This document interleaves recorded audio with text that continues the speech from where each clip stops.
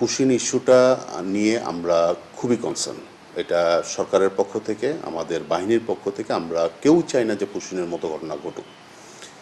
এই বার্তাটাকে আমরা আমাদের নিম্নস্তরে যে সৈনিক যারা আছে বা আমাদের মাঠ পর্যায়ের সৈনিক যারা আছে তাদেরকে আমরা জানিয়েছি, গ্রামবাসীকে আমরা বুঝিয়েছি। মূলত এখন গ্রামবাসী এবং বিজিবি সৈনিক মিলে একসাথে পাহারা দিচ্ছে সীমান্তবর্তী এলাকাগুলোতে। আমাদের প্রতিটা এলাকায় বেশ পক্ষে কাভার দেওয়া সম্ভব না আমাদের জন্য, এবং গত কয়েকদিন ধরে ভারতীয় কর্তৃপক্ষ বা আমাদের পাশের দেশ থেকে অনবরত চেষ্টা করে যাচ্ছে পুশিং করার জন্য।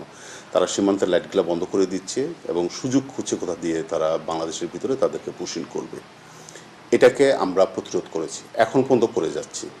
এবং পুশিং বিষয়টা যখন আমাদের সামনে এসছে তখন থেকে শুরু করে এখন পর্যন্ত আমরা কাউকে বাংলাদেশের ভিতরে আমরা ঢুকতে দিইনি অবৈধভাবে। এবং দিন রাত আমরা পরিশ্রম করছি। আপনাদেরকে শুধু এতটুকু আশ্বস্ত করতে চাই, দিন রাত আমরা পরিশ্রম করছি এবং আমাদের